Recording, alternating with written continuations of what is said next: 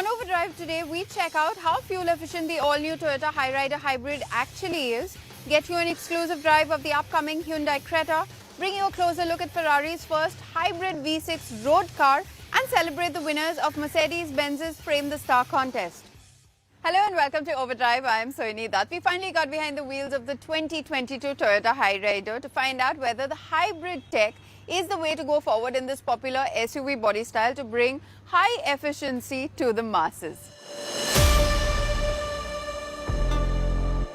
With the price of fuel going through the roof, everyone's looking past petrol, diesel to hybrid, and this is the first mass market SUV hybrid that we have in India, and it promises quite a bit. We're going to see if it can deliver. First off, urban cruiser Hyryder is a mouthful, so let's all agree on just Hyryder. Going by how it looks in the metal versus photos, it's got this great mini Fortuner Legender feel thanks to the shape of the lights and squared off bumpers front and rear. It all comes together to make the Hyryder appear larger and wider than some of its rivals. This thing is actually the longest SUV in the segment, barring the forgotten Nissan Kicks. This hybrid model has a few external differentiators over the non-hybrid models, including the nicely executed carbon fiber finish grille panel up front. The polished split spoke snowflake 17-inch wheels look absolutely brilliant too, especially on the go. Now, the cabin of the Hyryder might feel overly familiar if you're familiar with Maruti Suzuki or recent Toyota cars that have the shared platform like the new Baleno, Glanza, and Brezza and Urban Cruiser. For example, though the steering wheel looks identical to what's on the new Brezza, it's not flat-bottomed and has different mounted controls. Moving on, there's a smattering of soft touch surfaces around the cabin, and that really makes it feel premium. But there is one small thing that we're going to nitpick about, and that's the fact that the steering wheel feels a little too far inboard, so it almost feels off-center. The features list has everything you expect in a car nowadays, like wireless smartphone integration, wireless charging, ventilated seats, auto-dimming IRVM, connected tech, and much more. What's missing are rain-sensing wipers, and only the top-end non-hybrid models get the Archimedes branded audio. The driver's seat's set for my height of 5'10.5", and I've got plenty of knee room down here. I wish I had a little more under-thigh support, and considering I've just got a couple of fingers of headroom, I think passengers taller than maybe 6 foot might find their head brushing against the roof. Of course, you can slouch down in the seat a bit. The angle of recline on these seats is adjustable, but keep in mind that that was the most relaxed setting, and this is the second setting, which I find far too upright. In fact, even at its more relaxed position, I wish it went back just a little further, but that isn't as big an issue as this excess of lumbar support that I seem to feel.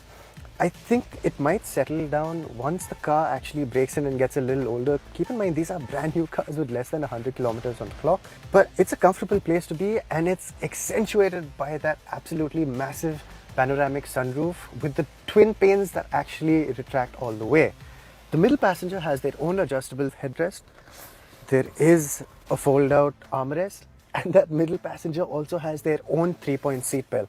Twin AC vents, USB Type-C charge port, and a regular USB charge port complete out the list of features back here. Toyota doesn't have a number for the boot capacity yet, but space is limited by the battery pack that's mounted behind the 60-40 split rear seats. The boot is wide, but stacking luggage will foul with the parcel tray. If you've got an airport run or a long trip with a load of luggage, consider leaving the parcel tray at home.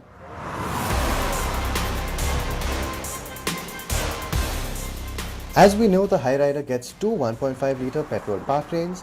Neo-drive variants have the Maruti Suzuki K15 4-cylinder engine with a 5-speed manual available in front-wheel drive or all-wheel drive, or a 6-speed automatic front-wheel drive variant. Now, the variant that we are most interested in is the hybrid, and that's actually the one that we're getting to drive today. It's powered by a 1.5-litre 3-cylinder petrol engine, naturally aspirated, running the Atkinson cycle. It puts out 92 PS of power and 122 Newton meters of torque. Now, there is that electric motor / generator helping it out, and the motor puts out 80 PS on its own and 144 Newton meters of torque. Together, you've got a combined 116 PS of power. Toyota's self-charging hybrid or series parallel hybrid, aka strong hybrid tech, debuted in the Prius over 2 decades ago and is in its 4th generation now with a new lithium-ion battery and variable valve timing on the ICE for better thermal efficiency and performance. Now the hybrid system works a little differently than the hybrid system you may or may not be familiar with in the Honda City Hybrid. The electric motor has a generator that starts the ICE engine up to warm it up on cold starts and actually heat up the catalytic converter to keep those emissions in check, which also means that on cold starts you will hear the engine fire up to kind of charge up those batteries if the charge is low. Versus the hybrid tech in the Honda City e-HEV, for example, in the Hyryder Hybrid, the engine drives the front wheels directly via stepless eCVT, often also charging the battery at the same time. An EV-only mode allows for pure electric driving under speeds of 40 km per hour and at low throttle openings if there's enough charge in the low-capacity 0.76 kWh battery. EV-only range is not a figure that Toyota discloses because there's just so many variables. It does have an EV mode button which forces it into electric only mode, but the system figures out what's best for it in keeping the battery between 40 to 60%. What that means is for about 60% of the time that you're driving around in the city, the Hyryder will be driving around on electric power only. In the driving conditions that we expect most people to actually use the Hyryder most of the time, it feels perfectly seamless and there definitely always is enough on tap to get you going. While we didn't get a chance to test the efficiency, the instrumentation did display numbers as high as 23 km per litre with a mix of urban highway driving. Now the ride quality of the Hyryder is something that I have to say surprised me quite a bit. It does feel very well damped. So even over bad roads you don't really get those bumps filtering through with a jolt. It does feel like it's soaking up quite a bit. That does mean that there is body roll, but again it's very well controlled. The Hyryder also handles more than adequately well. It is a front-wheel drive car, so you do feel the front end start to push a little bit when you try and carry too much speed into a corner. But it does go into a nice sort of understeery slide, which you can correct very, very naturally. It looks like the Hyryder does a good job of packaging the practicality that people like in SUVs with what most of us like in any case, and that's efficiency. This is one hybrid that might not need you to give up too much for that extra efficiency and lower emissions.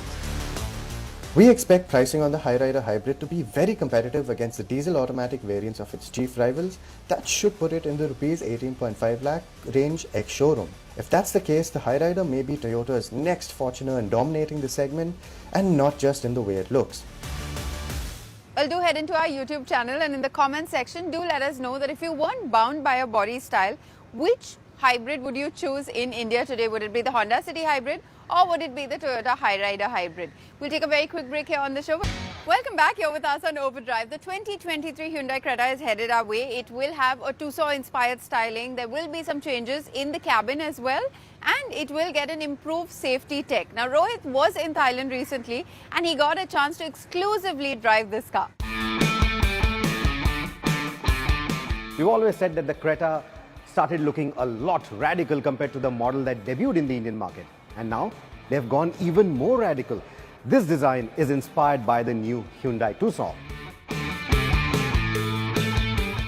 The dimensions of the updated Creta remain unchanged, but you won't mistake it for any other car from the Hyundai lineup, thanks to its unique shape and silhouette.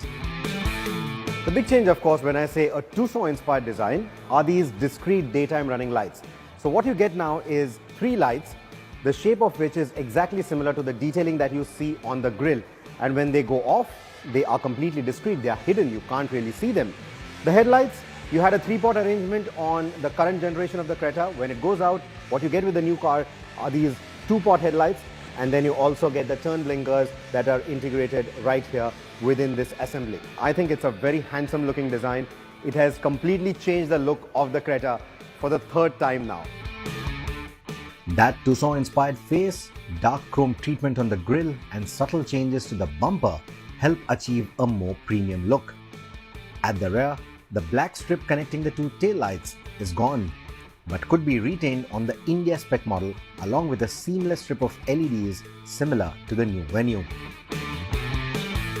On the tail, you continue to get the spaced Creta lettering. The design of the taillight may not look very different to you, but there are a few changes here. Let me show you that on the illuminated taillight. You get this extension in the taillight, which I think looks quite good. You also get a new detailing, a new crease, so to say, on the tailgate, which again helps kill the monotony of the taillight. The wheels on this model are very similar to the current India spec car, but we could get new design options that are inspired by the new Creta N line that was shown globally, and that will also debut with this facelift.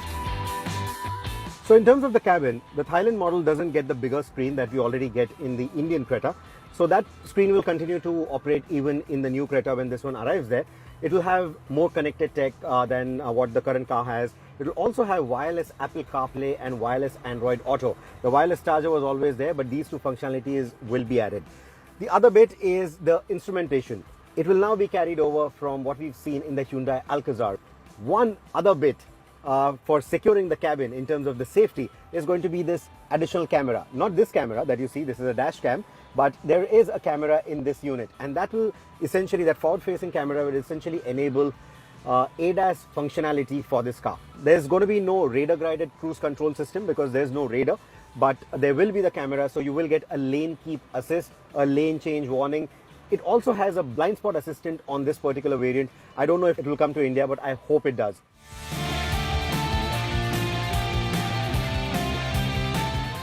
So the Creta that is sold in the Thai market, it comes from Indonesia. That is where the new plant is, that is where it's built. But in India, of course, it will be built in Chennai. India will also get different engine options. For example, the car that I'm driving right now is the 1.5 litre petrol. That will continue to be the base model for the Indian variant. And India will also get the 1.4 turbo petrol, and it will continue to have the 1.5 diesel as well, because even now, even with the kind of pricing that the fuel companies are asking for, diesel still remains a popular choice for the Creta lineup. The 1.5 naturally aspirated petrol will come with the IVT, or Hyundai's version of the CVT, and the intelligent manual transmission this time around could be offered in more variants than one. The 1.4 litre turbo petrol will continue to get the DCT automatic, and the 1.5 turbo diesel will get manual and torque converter automatic options. The ADAS functionality with the camera and sensors includes lane departure warning, lane keep assist, forward collision mitigation, and driver attention monitoring. Now here the camera is not really picking it up, but I can feel slight changes, slight bit of corrections in the steering, and that's because of the ADAS functionality that I talked about. There are clear lane markings here in Thailand right now, and every time I'm deviating a little bit here and there, or maybe the road is curving a little bit, it's making these slight corrections to the steering wheel to ensure that I am right in the center of the lane. With Hyundai having calibrated ADAS for India now with the Tucson, these safety features are certainly coming to the India spec model. How many? Well, that remains to be seen. The Creta is already considered to be quite a pricey product, and that price is likely to go up at least for the top-end variants. If they also make the 6 airbags standard, it is going to go up across all variants.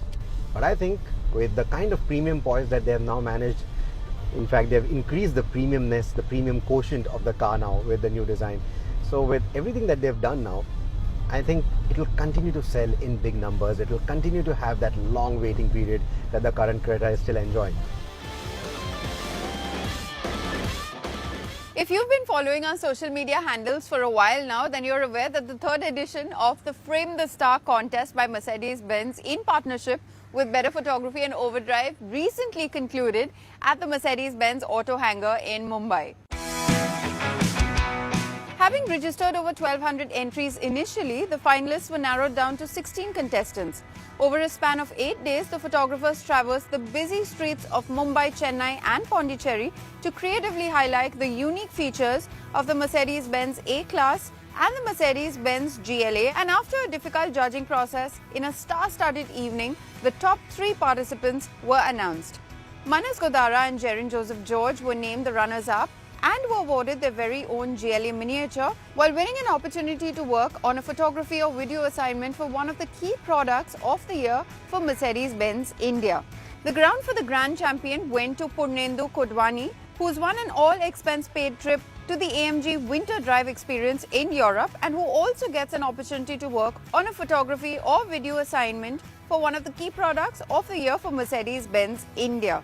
The evening ended on a high with the reveal of the winning photographs, people enjoying these photographs and sharing unique frame the star moments and experiences. Well, on that note, it's time for us to take a very quick break here on the show, but coming up on the other side, we get you up close.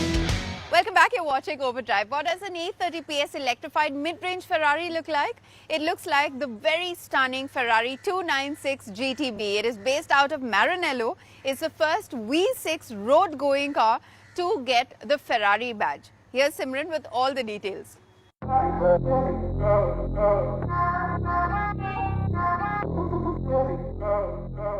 In Ferrari's 75-year history, it's used V6s in Formula One with spectacular success, which makes one wonder, why haven't they used one in a road car before? Well, all that changes now.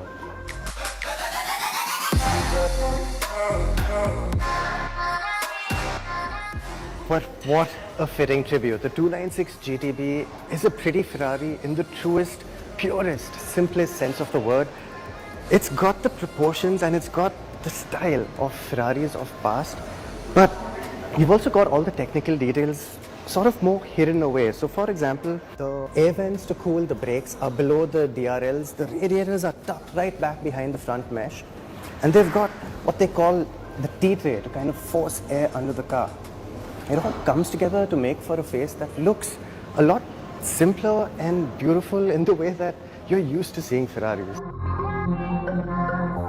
Moving back, you've got this hidden sort of roof spoiler that bridges the two buttresses at the rear. You've got these huge air intakes that feed the intercoolers for the engine. Now, Ferrari says that this isn't a successor to the Dino, you know, the last Ferrari V6 that wasn't badged a Ferrari. It's got styling tributes that kind of hark back to the 250 Le Mans, another Ferrari that's often considered the most beautiful of them all. But around here at the back, you get a peek through this clear Lexan deck lid of really what makes the 296 GTB special. This is Ferrari's first V6 engine in a road-going car, but it's also a first in a number of different ways in that it's a 120-degree V6, which means the angle is shallower than a 60-degree V6, for example. Now, there are very few car manufacturers making this configuration of a V6, McLaren and Maserati being one of them. But even though Maserati and Ferrari have that connection, this has nothing to do with the Nettuno V6 that's in the MC20. This does have hybrid assistance, and it's a plug-in hybrid, which you can tell from right there. What you get is the ability to do pure electric journeys up to 25 kilometers, and you can hit about 135 on pure electric power alone. Which brings us to the specs of the engine itself. You're looking at 830 PS combined from the two electric motors and this engine. The specs are actually mind-blowing considering where this car is supposed to sit. It's quicker than the F8 Tributo and it's quicker than an A12 GTS. So you're looking at 0 to 100 kmph in 2.9 seconds, 0 to 200 kmph in 7.3 seconds, and well over 330 kmph as a top speed. This V6 engine is 30 kg lighter than the V8-2, but the hybrid system adds 130 kg for a total drive weight of 1470 kg. It also has allowed Ferrari to shorten this car's wheelbase some 50 mm compared to the F8 Tributo. Ferrari's side slip control can estimate grip 35% faster, so it can help you out quicker, while there's a new ABS system to help anybody trail brake like a driving pro. I suppose behind the 296 GTB would be the second most exciting place to be, because Ferrari's paid special attention to the acoustics of this engine, so much so that they're calling it the Piccolo V12 or small V12. It's a V6, but it sounds like a V12. Now, they've done this by engineering equal-length headers and piping some of those exhaust noises back into the cabin, and we'll show you what it sounds like.